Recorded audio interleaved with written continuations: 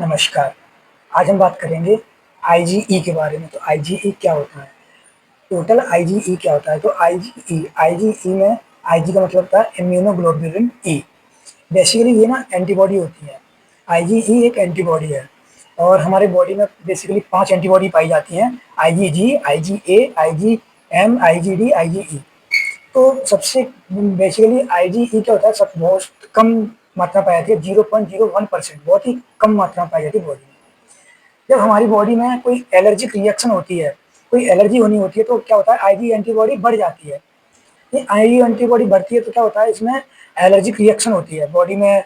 खुजली होना, लाल लाल रैश होना, चकत्ते आ जाना, किसी की आंखों में लाल होना, खुजली होना आंखों में, किसी को अस्थमा होना, है ना? तो ये सब एलर्जी माने जाते हैं।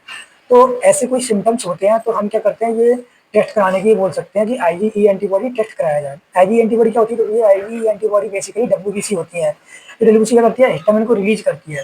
हिस्टामिन रिलीज करती है, किसी बॉडी में हिस्टामिन बढ़ जाता है तो क्या होता है? ये ना एलर्जी रिएक्शन क्रिएट करता है ना? ऐसे रैशेस हो जाना, खुजली होना बॉडी में, आंखों में लाल पड़ जाना, है ना? आंखों में खुजली होना, रनी नोज हो जाना, अस्थमा हो जाना, इस कंडीशन में ये चीजें आमतौर पर देखने को मिलती है।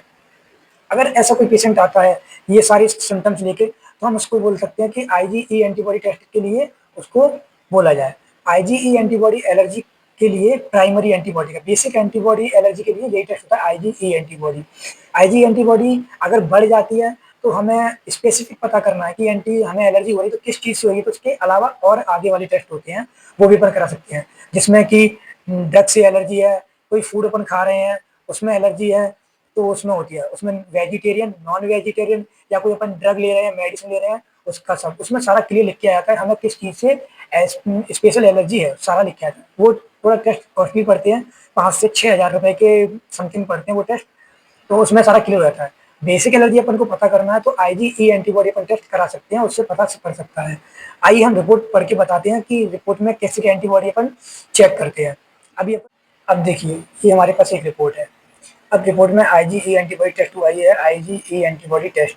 अब आईजीई एंटीबॉडी जो टेस्ट हुआ है ना, इसका रिजल्ट आया है 1757, है ना? और इस पेशेंट की एज एडल्ट है ना? ये इस पेशेंट है, इसका एज है 24 एज है। अब इसका देखते हैं एज के अकॉर्डिंग, हम देखते हैं कि कितना क्या कैसे क्या है। अब एज ग्रुप है, ये एब्सोल्यूट वॉल्यूम वैल्यू रेंज है कितना है। अब लेस देन 1 है तो 1.40 से 52.3, है ना? और 1 से 4 है एज तो 0.40 से 351, है ना? ये अपनी एडल्ट में देखते हैं तो एडल्ट में 1.90 से 190 होता है इंटेंसिव यूनिट पर एमएल। आईयू मतलब इंटेंसिव यूनिट पर एमएल। अब क्या होता है? अभी इस पेशेंट की 17-57 आई और ये एडल्ट है, तो 190 हो रहा है इसका, है ना? 190।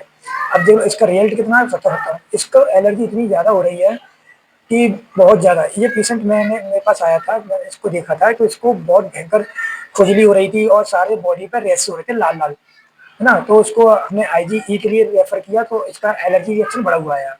इस कंडीशन में पता पड़ा कि पेशेंट को एलर्जी है, तो एलर्जी का इसने ट्रीटमेंट लिया तो ये पेशेंट ठीक हो चुका है। तो ये सारी चीजें पता करने के लिए हम करते हैं। तो ये एक बेसिक टेस्ट है एलर्जिक रिएक्शन देखने के लिए, है ना? और स्पेसिफिक किस चीज से एलर्जी है उसकी करने के लिए तो हमने टेस्ट बताया है। Vegetarian, non vegetarian food, drug, कौन सी मेडिसिन से उनको एलर्जी हो रही है, वो सारा आपको लिख के आता है। और 5 से 6 हज़ार रुपए का उसका कॉस्ट पड़ता है ना। ये अपना बेसिक टेस्ट है एलर्जी का, सबसे पहला टेस्ट, टोटल आईजीई एंटीबॉडी। तो इसको कम से कम